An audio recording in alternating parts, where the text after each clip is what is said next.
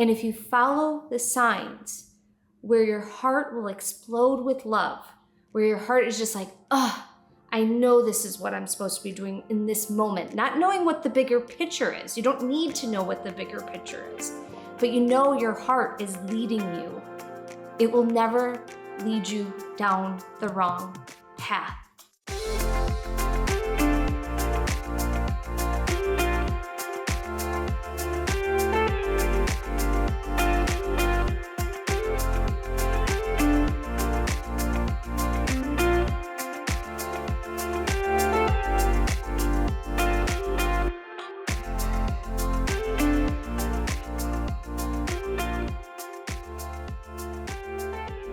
Hello and welcome to today's episode. I'm so excited you are here.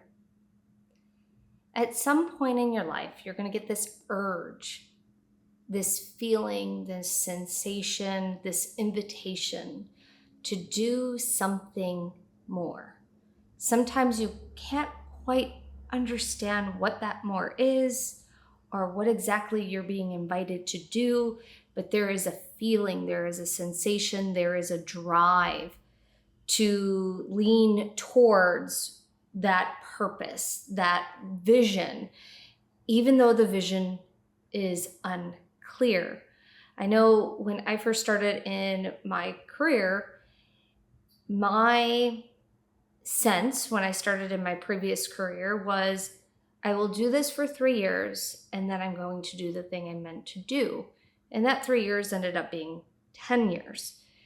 And now I'm doing what I'm meant to be doing. And I know that in my heart, I know that in my bones, but I couldn't quite articulate what that was.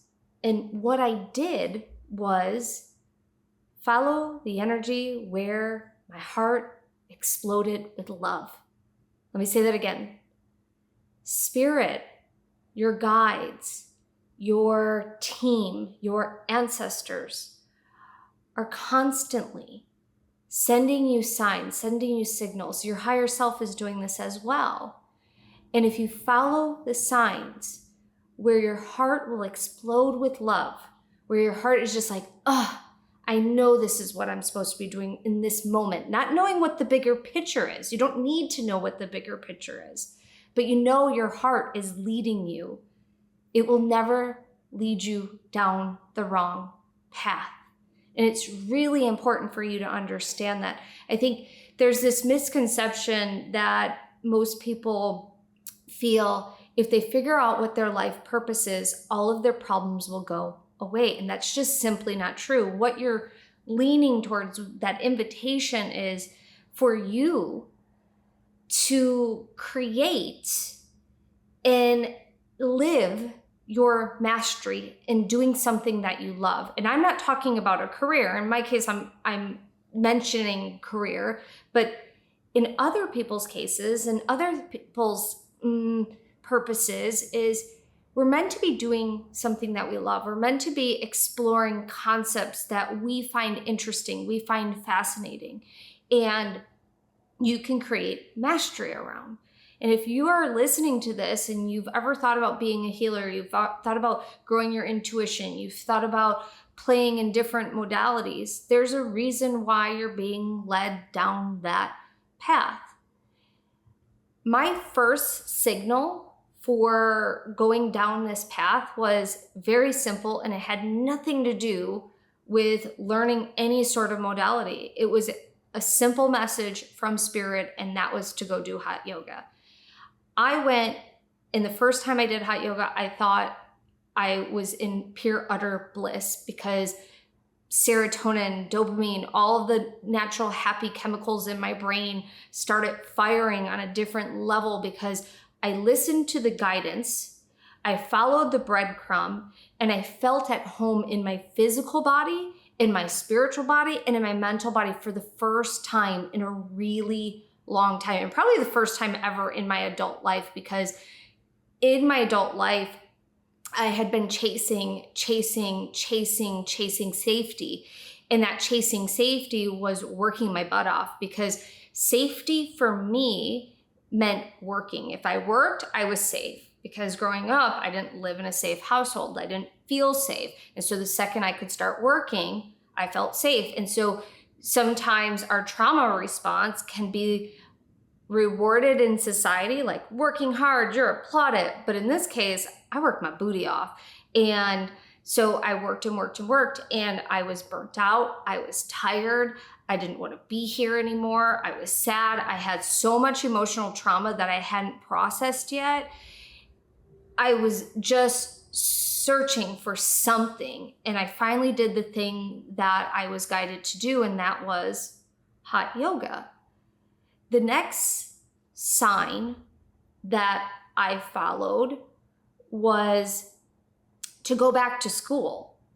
I was like, I'm going to go back to school. I'm going to go get my degree and finish my degree so I could go and sell medical equipment, because I knew a lot of friends in the medical equipment, and that would have been a really great job, a great career. It felt good. If I had my degree, I could finish it and I could get a job right away. Never once did I have in the equation that I would be moving to be with my now husband. Never once did I have in my equation that I wanted to be a spiritual teacher, a mentor. Never once did I think I would be diving into spiritual mastery concepts. And the reason why I'm sharing these first two steps is because sometimes we take steps that we don't even think are related to our self-mastery, to our purposes in life, but you got to follow the energy. And if I wouldn't have followed that energy, I wouldn't have had the foundational steps for my business. I'm very, very grateful I went back and got my degree, even though it was meant for something else. It ultimately was used in my own business because I got my business marketing degree. And so I followed the steps. And when I went back to school, I had this one path in mind, and that path never panned out whatsoever, because by the time I was graduating, I was packing up my stuff and moving to Charleston, South Carolina to be with my now husband, where I had no family, no network, no leads, no nothing. And where I ended up is back in a depressive state, because it was the first time I ever left home, left friends, and what I thought my identity was not, and it was so stripped away. And when we're looking for our purpose, we end up going through a dark night of the soul. And that dark night of the soul rips away a lot of identities. It's not one night, it's many nights, it's sometimes months, sometimes a year, sometimes a little bit more, but it was a gut-wrenching experience that I had to stop and pause and ask myself again, where am I being led? What am I being led to do? And that's when the next breadcrumb came up. So I went from yoga to going back to school to moving to Charleston, South Carolina, to feeling like I was in a depressed state because I cracked my tailbone for the second time in my life and I couldn't do yoga. So what did I need to do? What can I do?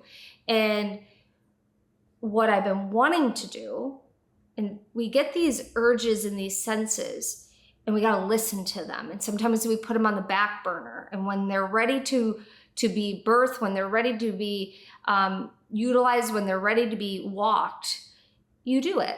If you are brave enough and courageous enough to do it, because it does require you to step into a new frequency. And so for me, what that looked like was me wanting to learn how to do dream interpretation, wanting to learn how to meditate. Specifically, my first desire was wanting to learn how to meditate. My second desire was wanting to learn how to do dream interpretations, because at the time I was having extreme nightmares of either being killed or watching some sort of killings and things like that. And it was very, very strange, very tormented dreams that I was having.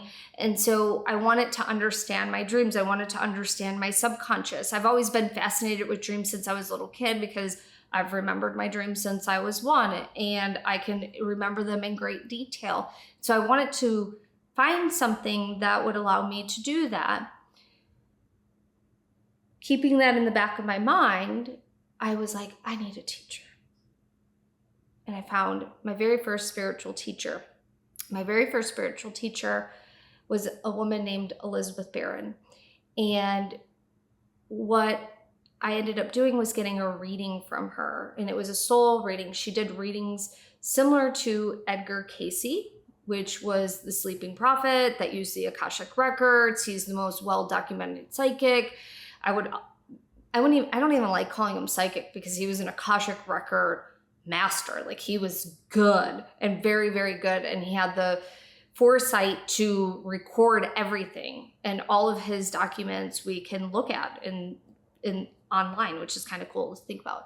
So anyways, she had very cool, similar channeling abilities as Edgar Cayce. She was a trance medium like Edgar Cayce, and I got a reading from her. And one of the best things that she ever told me was, it doesn't matter what I do right now, I just need to study. And I'm like thinking to myself, I just got done studying. What do you mean I have to study? Do I have to go back to school? I don't want to go back to school. And this is the funny part about when we receive guidance. It's not always the way we perceive it the first time is what spirit means. And so it's really, really funny when she told me this, because all these thoughts are like swimming in my brain. And I'm like, okay, if I go back to school, what does that look like? And I essentially did go back to school, but I didn't go back to traditional school. I didn't go back to a university, a college, go get my master's or anything like that. What I ended up doing is studying spirituality as if I was getting my master's and my doctorate, because I became so fascinated with spirituality, living a spiritual life. What does that look like? I find all these concepts very interesting. And I started with actually studying with her on how to meditate, and then how to become a meditation teacher, and how to channel, and how to be a medium, and things like that. And that led me down another path, which led me down another path, which led me down another path. And the point I'm wanting to make here is our paths are very unique to us. And if you're being guided to have mastery in spirituality, which I honestly believe that we're all meant to have mastery in some area of our life. First off, let me back up for a second. We're all to have mastery for ourselves. And what mastery looks for ourselves and what we're divinely interested in depends on each individual soul and what they're here to learn, and what they're here to do, and what they're here to assist humanity with and assist themselves with as well, because you're here to assist yourself and you're here to assist others. So what does that look like? And can you have fun doing it? Because you deserve to have fun doing what you're meant to be doing while creating mastery in your life. For me, I love that I get to do this. I talk to people all day long that want to do this as well. And if you're slightly interested in spirituality, dig down that rabbit hole, because that rabbit hole will take you places you never thought were possible. Even if you never intend to use this as a business, which I never intended to use it as a business, and you never know where spirit is leading you. So collect the things you're meant to collect. Study the things you're meant to study. And if the records are speaking to you, listen, because oftentimes the records show up when the student is ready. And sometimes it takes a while to figure out what teacher you want to go with, but you are meant to be studying them. You are meant to be studying different modalities and things that pique your curiosity, allow you to become a better version of yourself, allow you to raise your frequency. And for me, the records have completely changed my life. And it all started with a decision, which I can go way further back in my life, but I'm looking at just like adult decisions. I can go way further back into, I used to be extremely connected to angels when I was a kid. I would pray, even though no one taught me how to do that.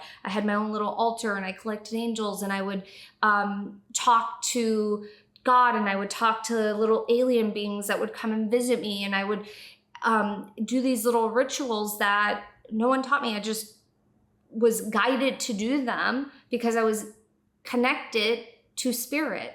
And that's the thing, is we lose that connection as life happens, and then we reconnect with it. Doesn't matter how old you are, at some point in time, you're going to reconnect to it. Some people connect to it right before they're about to die. Some people connect to it back in their 20s or 30s or 40s or 50s or 60s or 70s or 80s. It's really fascinating when people reconnect.